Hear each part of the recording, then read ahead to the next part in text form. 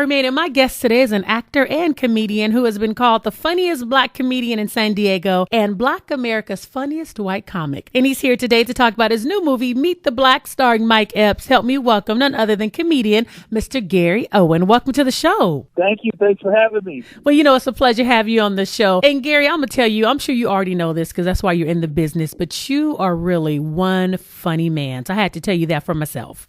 Thank you. I feel the same way. I know you do. I'm a West dancer.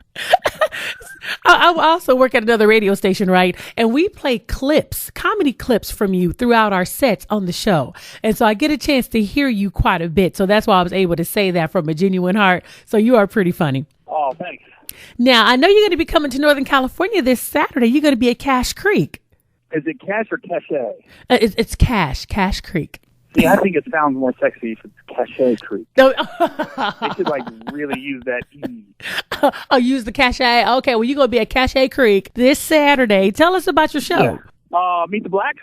Yeah, you're going to know Cache Creek because we're in the Sacramento area. So at least if people want to come see you on Saturday. Oh, yeah. Well, the show's this Saturday, March 26th at the Cache Creek Casino, or as I call it, the Cachet Creek Casino. So the show's at 8. It's my first time in Brooks, California. I didn't know there was a Brooks, California. Yeah, it's not too far from the Sacramento area, so I'm sure plenty of people from Sacramento will be there to support you. Okay, that's where we're pulling from. Okay, got it. Exactly. I know I fly in the Sac. We're going to drive you out to the casino. I said, okay. So, Gary, I want you to, first I want to talk about you and your career a little bit before we talk about the movie, because you have the ability to really make people laugh, which is really a good thing. When did you realize you had that ability and then wanted to make it a career? I always knew I was funny from an early age. I was class clown in high school, all that stuff. I didn't know how to be a stand-up. Like, thinking in the back of my head, I was like, that'd be cool to be a stand-up, but I didn't know how you do it. Like, how do you just become a stand-up? So after high school, I joined the military. And then while I was in the military, I got stationed in San Diego. As soon as I got to California, I was like, let me just pick up some comedy clubs. So I just started going on stage, making phone calls and trying it, and took my lumps in the beginning, but it all started to work out. And now here I am. Okay, because you grew up in Cincinnati, Ohio, the home of the television show WKRP in Cincinnati. Now, did you grow up in a neighborhood where there was predominantly African Americans? Because you are really a soulful white guy. Oh, no.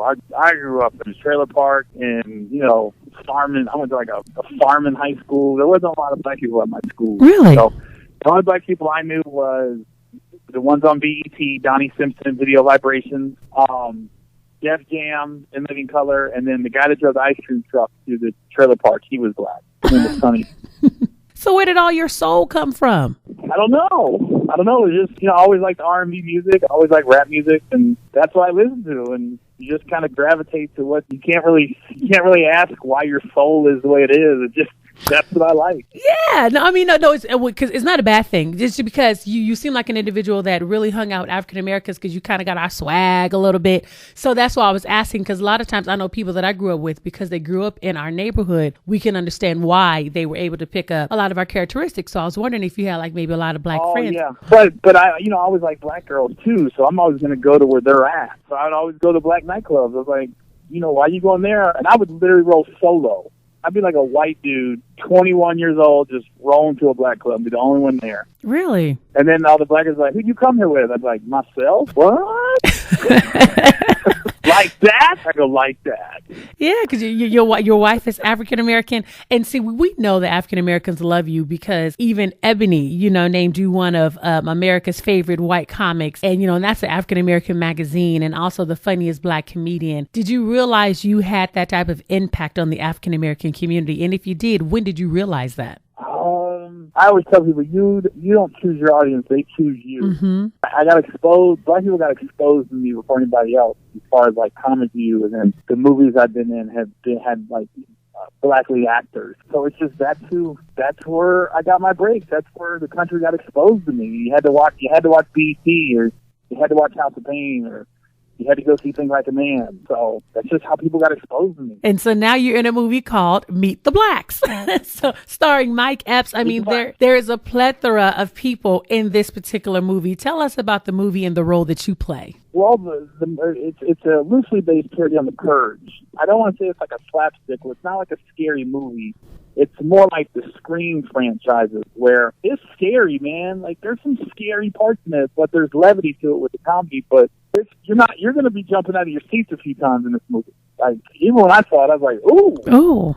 I didn't realize how scary I was. Okay.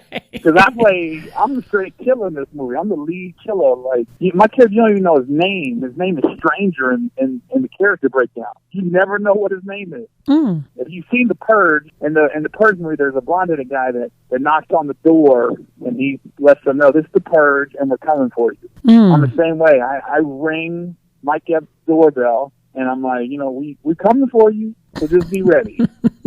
Now, on this movie, because you had comedians like Mike Epps, George Lopez, also Charlie Murphy, King Batch, Paul Mooney. What was it like on the set? Were all of you on the set at the same time? Well, here's the thing. My character, I'm trying to break into the house to kill him. So this is no lie. Every day on set, except for the last day, I was by myself. Mm. So I was basically talking through a wall or a door. So I was like Tom Hanks in Castaway. I was just solo most of the movie. And then the last scene of the movie, I actually had my first confrontation with the black fan, Carl Black, assuming. And that was my only day with other people, honestly. I got a chance to see the trailer, and I usually don't laugh at a lot of trailers. I just watch them, because I see a lot of movies and I interview a lot of people from movies. But this trailer was actually funny. So I said, this is a movie I got to go see, because most trailers really don't make me laugh, but this one actually made me laugh.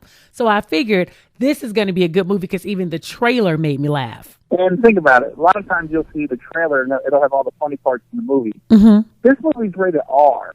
There's a lot of stuff you can't even put in the trailer. Really? We go there. It's my first, in a while, my first just let it all hang out rated R movie. You can say whatever you want. You can get away with whatever you want. Really? Okay, so Dion didn't tell me all that when I interviewed Dion. I mean, he talked about the movie quite a bit, but I can't wait to see this movie. And I want to remind the audience that the movie is going to be in theaters on April the 1st. Make sure you go and check it out. Take your friends, take your family, but remember, it's rated R. So remember, make sure that they're adults or of the age where they can go and see the movie. No.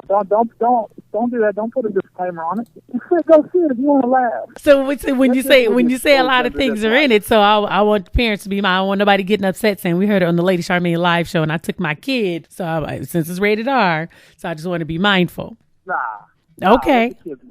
Okay. Ain't no nudity in it. There's no nudity. Okay, y'all heard that from Mr. Gary Owen. He said let the kids come, so don't blame Lady Charmaine. Well, again, Gary, it was a pleasure having you on the show, and I look forward to seeing you on the show again soon. All right, thank you. You're welcome. Bye-bye. Bye.